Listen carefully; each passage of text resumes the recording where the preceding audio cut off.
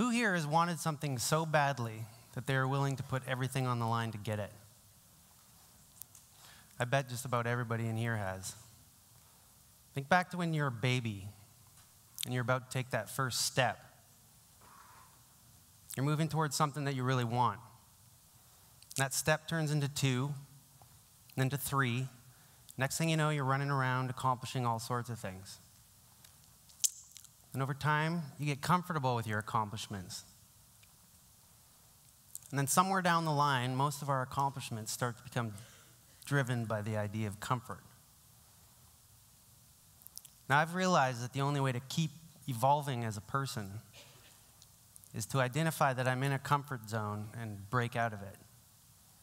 For me, this is the only way I've ever really grown. So let me give you some examples of how this has helped me in my life. I grew up in the Yukon, just outside of Dawson City. I lived in a small log cabin on the bank of the Klondike River. I grew up in this isolated part of the world with a kind of a freedom that allowed my imagination to really explore its limits. So thanks, Mom and Dad.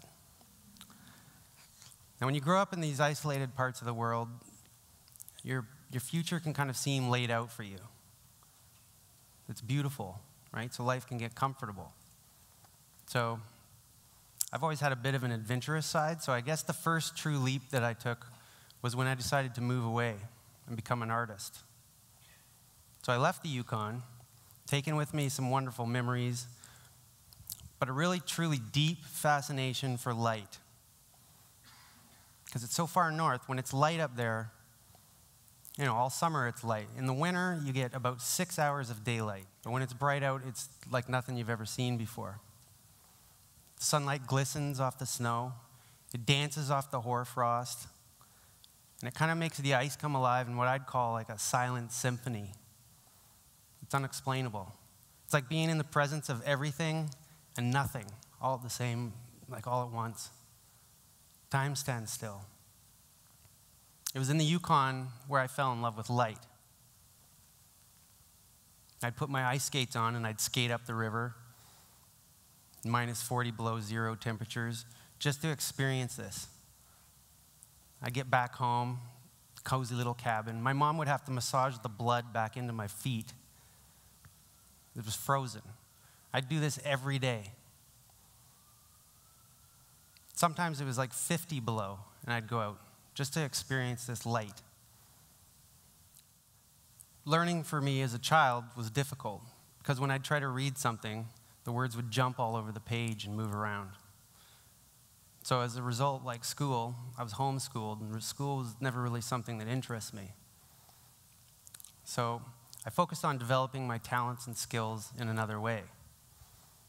So I'm a self-taught artist, and I started drawing using charcoals. I do mainly animals and other nature scenes. So I fell into the realm of realism. And I was teaching myself as I went, so I thought the more realistic I could get the image to look, the more I was progressing. So I got pretty good at charcoals. But it didn't take long for me to start to want something that was a little more of a challenge, something that was more unique to me as an artist. So this challenge came to me when I was actually prospecting with my dad. We were digging, digging in some rocks, and I noticed that the ground would change color the further in I'd dig. And so I was like, all of a sudden, I was like, what if I layer up paint and then carve into it to release the image? So I couldn't get this idea out of my head, you know. I was like thinking about this. I told a couple people, and they're like, stick with what you know. You know, stick with what you're kind of good at. This is weird. But I this wouldn't leave me. So I eventually went out and got some good paint, and I started to layer it up. Now keep in mind, there's no manual for carving paint. So this was a learn-as-you-go process. And I had to throw this piece in a deep freeze in order to keep it cold enough for me to like cut into the paint. And when it was done, I noticed something that I hadn't anticipated. The image would change depending on the light of the day.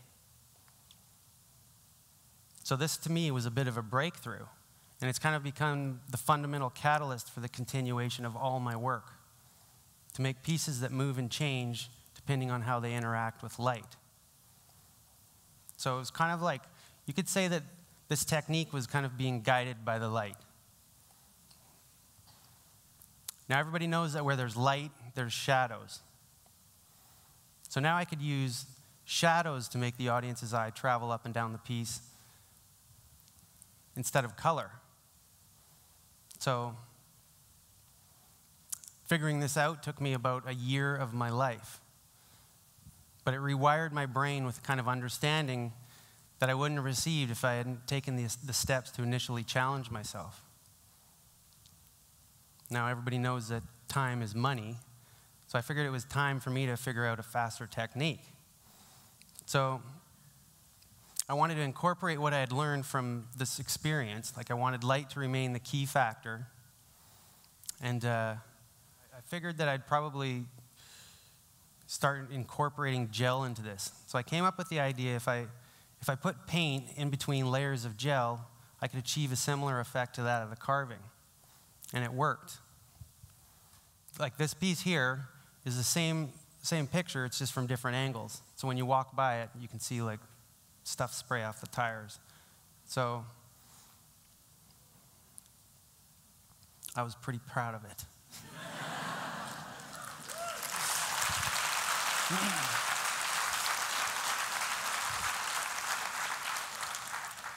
I've always believed that doing things the hard way leads to a greater understanding.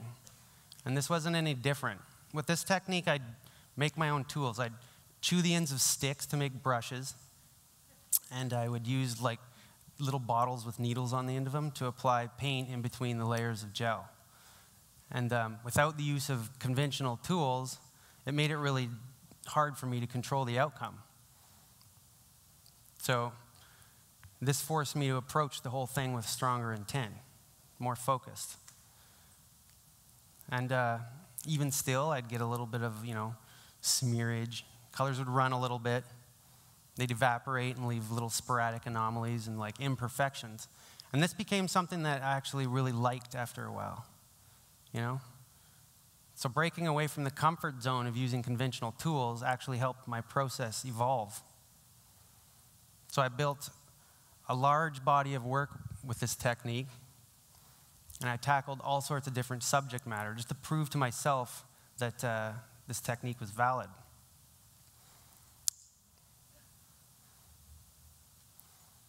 At this stage, I knew that getting my work out to the public was the next step.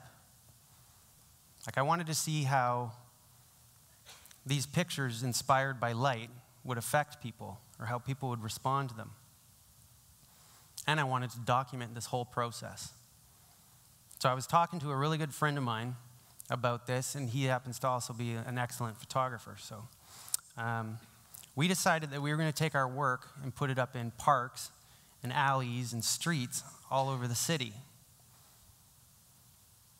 When we'd initially tell people about this, they were like, I don't know, why would you hang something that you can sell for money in the street? I was like, well, that's where an honest energy of the community lives. And besides, if I hang my artwork up in these weird spots, it's more likely to get a response. So with the help of a few friends, we went out and we started placing artwork up in alleys, photographing it, and then we blasted up on social media. And pretty soon everybody's response turned around. People started to really want to get involved. I took one of my large pieces down to a nearby construction site, and we convinced the workers there, the crew, to hoist it up on their crane cable so we could get an image of it hanging in the air. And they were like they were happy to do this, So this is really cool because now we are getting the community involved with our project. Not only were they accepting it, they were happily assisting us and encouraging us with what we were trying to do. So breaking out of the conventional way of displaying artwork really was paying off. It encouraged me to keep moving forward. With this confidence, I figured I'd go down and approach the port of Metro Vancouver and see if we could get in there to take pictures of cranes hanging off of their, the cranes, basically.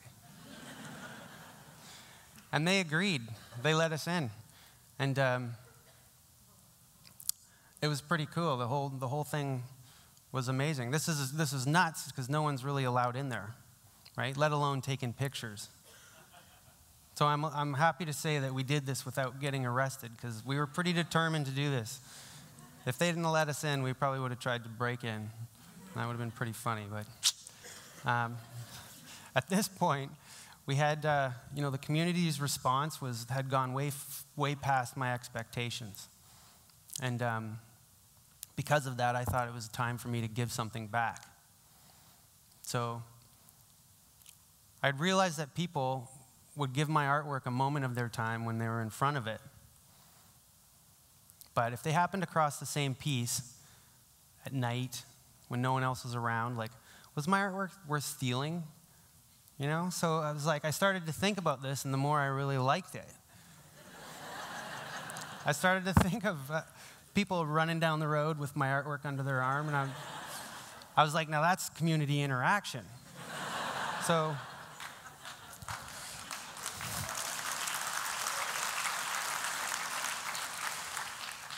we picked a wall on a building in Gastown, and we decided to leave a piece there. And this was an experiment, and the piece was intended to be a gift for the person who I thought would be giving me the best compliment ever. And so I wrote on the back, if you're reading this, you've been involved in a social experiment. Please take this home, put it up on your wall. All I'm asking you to do is photograph it in its new environment and then send me a picture, along with a brief description of how it's affected you. And we left it there, photographed it, went home. The next day, sure enough, we go down, the piece is totally gone. So I'm like, that was quick. I thought it would at least take a couple days, right? And so it was gone, and I didn't get an immediate response, and I started to get kind of discouraged. I'd put a lot of time and energy into this project, and for it to be left unanswered was a little bit disheartening. So I thought, was it too much to ask for that brief description? I don't know. It's kind of. But anyway, about 2 weeks later, we were contacted by the Huffington Post, and they wanted to do a story on the whole project.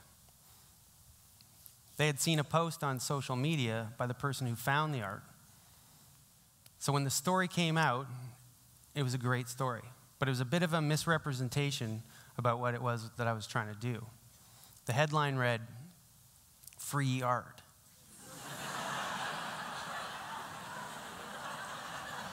I was like, come on. The person that wrote the article must have never heard the term starving artist, So,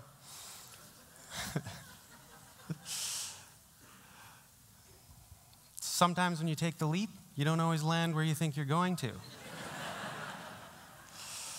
But I learned something that I hadn't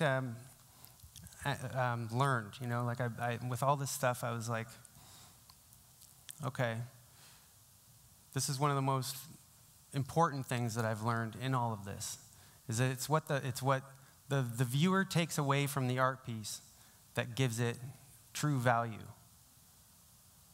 And giving that piece up made me feel really good. It brought balance back to this whole thing. The community gave me something by all this amazing feedback. And so giving that, it was like keeping a balance. That's important. Can't always be take, right? So whenever I gave it away, it made me feel a little bit better, even than if I would have sold it, So with this newfound knowledge, you kind of have this new responsibility now. From that point forward, every piece that I was to create not only needed to be aesthetically appealing to its audience, it needed to have some sort of a connection on an emotional level, or be purposeful on a deeper level. Because that's what important art is. It's purposeful art.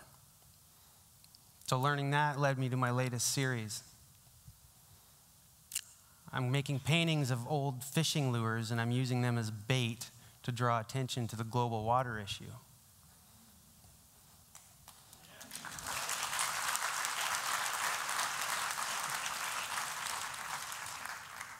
Now, sinking these things in the water has also added a layer of community involvement. And it's been, I've been working hard at getting this out there to the world for the last little while. I've been working with a lot of really good photographers from around the Vancouver area, and it's been amazing. So now as a child, I was terrified of reading and writing because the words would move around when I'd look at them. But I've dedicated years of my life into creating paintings that move around when other people look at them. So looking back, I've realized that the very thing that I thought was a weakness may have been the thing that helped push me to take this leap. What I once thought was an inadequacy has kind of become my gift to the world. So you got to remember, it's not always going to be warm in the sunshine, but you got to take that step, that first step, out into the light if you want to grow. Thank you.